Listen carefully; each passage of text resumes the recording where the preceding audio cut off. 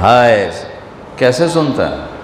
موسیٰ علیہ السلام کے زمانے میں قحط آ گیا، بارش نہیں ہو رہی، سب نے آ کر عرض کی حضور بارش کی دعا کریں، کہا چلو بارش کی دعا کی، نماز پڑھی، دعا کی، دھوپ اور تیز ہو گئی تو موسیٰ علیہ السلام نے عرض کی یا اللہ اسی بارش مانگی تو دھوپ اور بدا چھڑ۔ تو اللہ تعالیٰ نے فرمایا موسیٰ یہ جو لوگ کھڑے ہیں اس میں ایک آدمی ہے 40 سال سے میرا نافرمان، 40 سال میں اس کی ساری فائل سیاہی سے بھری ہوئی، کوئی ایک وائٹ ڈاٹ کوئی نہیں، ایک سفید نقطہ کوئی نہیں، جب تک کھڑا ہوا ہے بارش نہیں کروں گا۔ وہ کتنا گناہگار تھا جس کی دعا نے کلیم اللہ کی، جس کی گناہوں نے کلیم اللہ کی دعا کو روک دیا۔ خیال میں آ رہے میری بات؟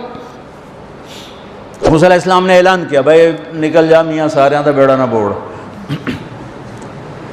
تو اس نے ادھر دیکھا بھائی شاید کوئی میرے جا ہور بھی ہوئے، وہ کوئی بھی نہیں تھا۔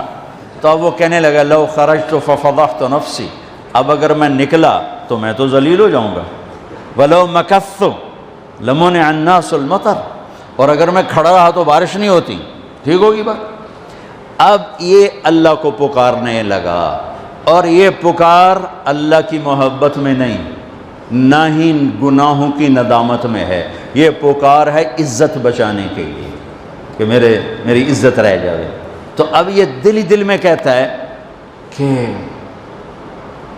عصیتک 40 سنۃ فامہلتنی، میرا رب 40 سال تیری نافرمانی کی، تو مجھے مہلت دیتا رہا، مجھے چھپاتا رہا، جئتک تائبا فاقبلنی، مجھے معاف کر دے۔ اب اگر تو نے بارش نہ کی، مجھے نکلنا پڑا، میں ذلیل ہو جاؤں گا۔ آپ نے توبہ کی کیفیت دیکھی کہ عزت بچانے کے لیے ہے، اللہ کی محبت میں نہیں، ندامت میں نہیں، اپنی عزت بچانے کے لیے ہے کہ یا اللہ میری عزت رکھ، میں توبہ کرتا ہوں۔ 40 برس کی نافرمانی 40 سیکنڈ بھی نہیں لگے۔ اللہم انی عصیتک 40 سنۃ فامہلتنی فجئتک تائبا فاقبلنی، 5 سیکنڈ، 1-2 جملے اور گھٹا اٹھی اور بارش شروع ہو گئی۔ موسیٰ علیہ السلام نے پوچھا یا اللہ بندہ تھا نکلیا کو نہیں، بارش کیوں میں ہو گئی؟ اپنے رب کی سنو، موسیٰ جس کی وجہ سے روکی تھی اسی کی تو فعل ہو، ایسا رب، ایسا اللہ۔ یہ ہمارے دیس کے خطیبوں نے اللہ کو تھانے دار بنا کے دکھایا، ارے اللہ تو کریم ہے۔ موسیٰ علیہ السلام حیران پریشان ہو گئے، یا اللہ یہ آپ کیا کہہ رہے؟ جس کی وجہ سے روکی تھی اس کی تو فعل ہو گئی۔ کہاں؟ اس نے توبہ کی، ہم نے صلح کر لی۔ منا سکتے ہو کسی نے 2 سیکنڈ ٹائم سے؟ ماں جیسا پیارا رشتہ، وہ ناراض ہو جائے زور لاؤ، منا کے دکھاؤ، کتنے پسینے نکلوائے گی پھر جا کے معاف کرے گی۔ واہ میرا رب تو دیکھ بھی رہا ہے، سن بھی رہا ہے۔ 40 سال کی غلاظتیں، گندگیاں، اور یوں کہ موسیٰ جس کی وجہ سے روکی تھی اسی کی وجہ سے۔ کہ اللہ کیوں؟ کیسے؟ کہ اس نے توبہ کی، ہم نے صلح کی۔ کہ اللہ کون ہے؟ اللہ کون ہے؟ اللہ نے کہا واہ، جب نافرمانتا نہیں بتایا، جب توبہ کر لی کیسے بتاؤں؟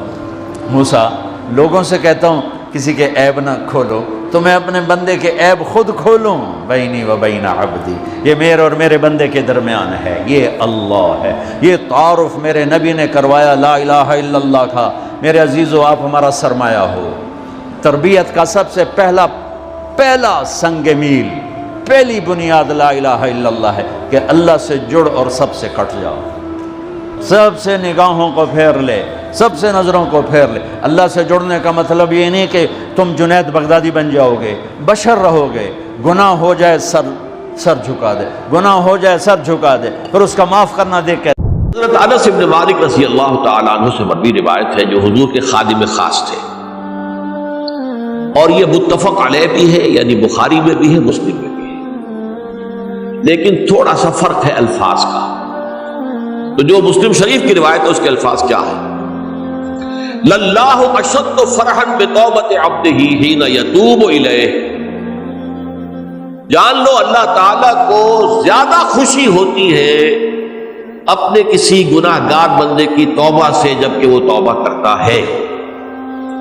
کس سے زیادہ ہوتی ہے؟ اب اس کی ایک تفصیل کی، من احدکم، ایک ایسے شخص سے بھی زیادہ بڑھ کر خوشی ہوتی ہے، کان علی راحلتہ، بارض الفلات، کہ جو بہت ہی دور دراز کے سنسان علاقے میں سفر کر رہا تھا،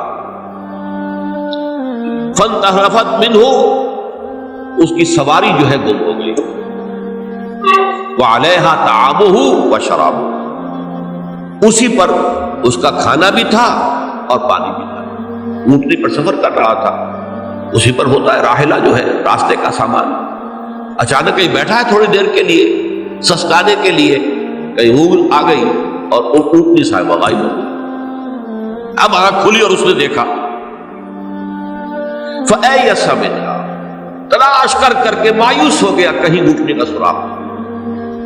اب ظاہر بات ہے کسی صحرا میں یہ کیفیت، اس کا مطلب کیا ہے؟ یقینی موت۔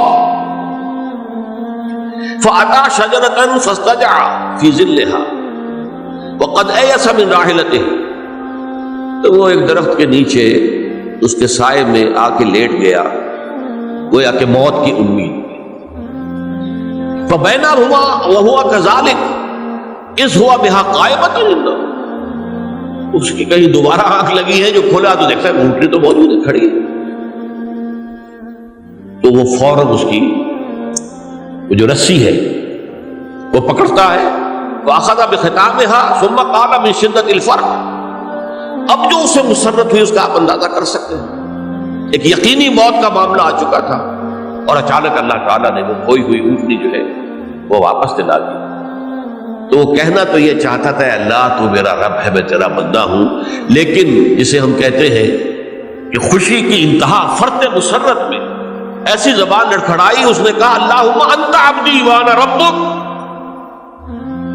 اے اللہ تو میرا بندہ ہے، میں تیرا رب ہوں، یہ کہتے ہیں۔ یہ کیا ہے؟ فرط مسرت، جسے آپ خوشی کی انتہا، کہ جس میں انسان جو ہے اتنی بڑی خطا کر بیٹھتا ہے، اللہ کو اپنے کسی گناہ گار بندے کی توبہ سے اس سے بھی زیادہ خوشی۔ اب ظاہر بات ہے کہ تماثیل کس لیے؟ بعض حقائق اتنے لطیف ہوتے ہیں کہ ان کو بیان نہیں کیا جا سکتا بتمام و کمال، تو مثالوں کا سہارا لیں۔ اللہ کو کتنی خوشی ہوتی کیا سمجھیں گے؟ لہذا یہ مثال تو سمجھ میں آ گئی نا، کہ ایک لقودق صحرا میں انسان سفر کر رہا تھا، ایک ہی اونٹنی ہے، اسی پر اس کا پانی ہے، اسی پر اس کا کھانا ہے، کہیں ٹھہرا ہے تھوڑی دیر کے لیے، اور اونٹنی غائب ہو گئی، اور اس کے بعد تلاش کر کے شمال مغرب جنوب ہر طرح دیکھ لیا، آپ نے کہیں اونٹنی کا سراغ نہیں۔ اب موت کے انتظار میں لیٹ گئے کہ اچانک دیکھتا ہے کہ اونٹنی موجود، تو وہ اس شدت فرح میں یہ کہہ بیٹھتا ہے اللہم انت عبدی وانا ربک انا للہ و انا الیہ راجعون۔ اب دیکھیے ایک حدیث وہ آ رہی ہے، اور اس کو یوں سمجھیے، اللہ تعالیٰ نے جو انسان پیدا کیے ہیں ان کے مزاج مختلف ہیں۔ ان میں کچھ لوگ ہوتے ہیں جو قوی ہوتے ہیں ارادے کے، جو فیصلہ کر لیا ڈٹ گئے، کچھ لوگوں میں وہ قوت ارادی اتنی مضبوط نہیں ہوتی، وہ ادھر ادھر سوچتے رہتے ہیں، کچھ لوگ جسمانی طور پر بہت توانا ہوتے ہیں، کچھ لوگ جسمانی طور پر پیدائشی طور پر کمزور ہوتے ہیں۔ تو اگر کوئی قوت ارادی کمزور رکھنے والا شخص ہے، وہ بھی تو اللہ کی تخلیق ہے، اللہ کا بندہ ہے، خطاؤں کا ظہور ہو جاتا ہے، توبہ کرتا ہے، پھر کچھ عرصے کے بعد پھر خطا کا ظہور ہو جاتا ہے، پھر توبہ کرتا ہے، تو ہم تو یہ سمجھیں گے کہ ایک حد کے بعد پھر اس کی توبہ قبول نہیں ہونی چاہیے۔ لیکن حدیث سنیے، وعن ابی ہریرہ رضی اللہ تعالی عنہ قال قال رسول اللہ صلی اللہ علیہ وسلم ان عبدا اذنب ذنبا، یقیناً ایک بندہ جو ہے وہ ایک گناہ کرتا ہے، فقال، پھر وہ کہتا ہے رب، اے میرے پروردگار، اذنبت فاغفر، مجھ سے گناہ ہو گیا ہے، مجھے معاف فرما۔ فقال ربہ، تو پروردگار یہ کہتا ہے اعلم عبدی ان لہ ربا یغفر الذنب ویأخذ بہ، میرا یہ بندہ یہ جانتا ہے کہ اس کا ایک رب ہے جو گناہ معاف بھی کر سکتا ہے اور سزا دے بھی سکتا ہے۔ کیا مانی ہوئی؟ گناہ اس نے کیا ہے لیکن جانتا ہے اللہ کو کہ وہ معاف بھی فرما سکتا ہے، تبھی تو وہ اللہ سے معافی کی درخواست کر رہا ہے۔ اس کے اس جاننے کی بنیاد پر، اس کے اس علم کی بنیاد پر، اس کے اس ایمان کی بنیاد پر فرمایا غفرت لعبدی، میں نے اپنے بندے کو معاف کر دیا۔ ثم مکث ما شاء اللہ، پھر وقت گزرا جتنا کہ اللہ نے چاہا۔ ثم اذنب ذنبا، پھر اس سے گناہ ہو گیا۔ فقال رب اذنبت ذنبا فاغفر، پھر کہتا ہے پروردگار مجھ سے گناہ ہو گیا، پھر مجھے معاف فرما دے۔ فقال ربہ، اللہ فرماتا ہے عالم عبدی ان لہ ربا یغفر الذنب ویأخذ بہ، میرا بندہ ہے نا جو جانتا ہے کہ اس کا ایک رب ہے، ایمان باللہ اس کے اندر ہے، تبھی تو پکار رہا ہے، اور یہ بھی جانتا ہے کہ وہ گناہ معاف بھی کر سکتا ہے اور چاہے تو پکڑ بھی سکتا ہے، سزا بھی دے سکتا ہے۔ تو فرمایا، اللہ تعالیٰ فرماتے ہیں میں نے فرمایا کہ میں نے معاف کر۔ ثم مکث ما شاء اللہ، پھر ایک عرصہ گزرا اس کے بعد۔ ثم اذنب ذنبا، پھر اس نے گناہ کیا۔ قال رب اذنبت ذنبا آخر، اس نے کہا پروردگار میں نے تو پھر ایک اور گناہ کر دیا، فاغفر لی، مجھے بخش دے۔ فقال اعلم عبدی ان لہ ربا یغفر الذنب ویأخذ بہ، میرا بندہ جانتا ہے نا کہ اس کا ایک رب ہے جسے وہ پکار رہا ہے، کہ وہ جانتا ہے کہ اسے اختیار حاصل ہے کہ چاہے تو بخش دے اور چاہے تو پکڑ دے۔ اس کے اس علم، اس ایمان کی بنیاد پر میں نے اسے معاف کر دیا۔ ایک اور حدیث، میں نے چونکہ اس گفتگو کے لیے ان احادیث کا تفحص کیا ہے، یہ تو بہت ہیں حدیثیں، میں نے ان میں سے کچھ چنی ہے۔